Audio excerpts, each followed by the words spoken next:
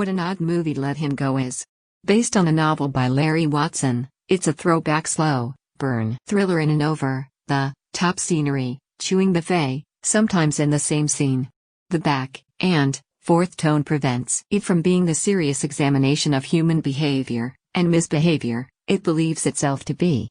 It makes the experience of watching more strange than immersive. Writer/director Thomas Bezucha's film, half out of 5. Rated R. In select theaters Friday, stars Kevin Costner and Diane Lane, along with terrific character actors like Leslie Manville and Jeffrey Donovan. But it's lesser-known actors like Kaylee Carter and Boo Boo Stewart who really shine, making the most of smaller, quieter roles.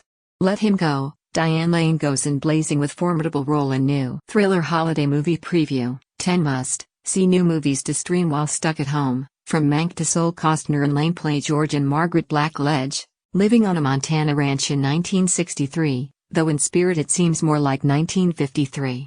Has the retired sheriff, the strong, silent type. She's more outgoing, forceful. Their son James, Ryan Bruce, dies early in the film, and his widow, Lorna Carter, marries a sketchy man named Donnie Weboy, Will Britton. They move with James and Lorna's young son, Jimmy, played by Otto and Bram Hornan, to town.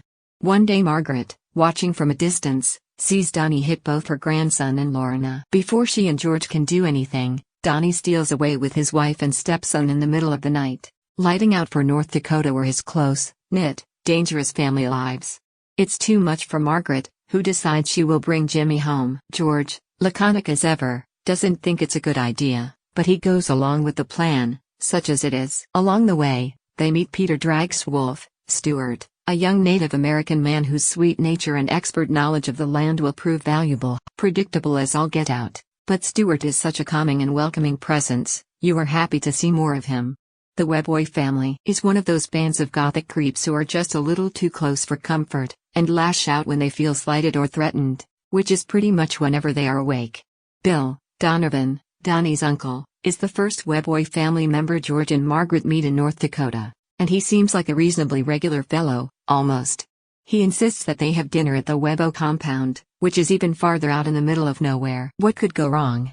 Kevin Costner, the Postman star, calls for U.S. Postal Service support amid mail in voting concerns. Ranked the best movies of 2020, including The Trial of the Chicago 7, Blanche Weboy, Manville, the clan's matriarch, calls all the shots in the family, and seemingly in the town and surrounding areas.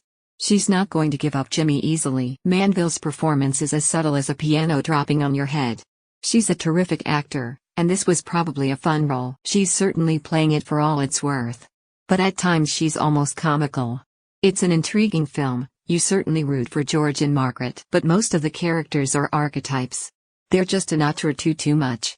Lane, for instance, plays Margaret as headstrong and willful, which is what the character calls for, but Therese never a surprise in her performance.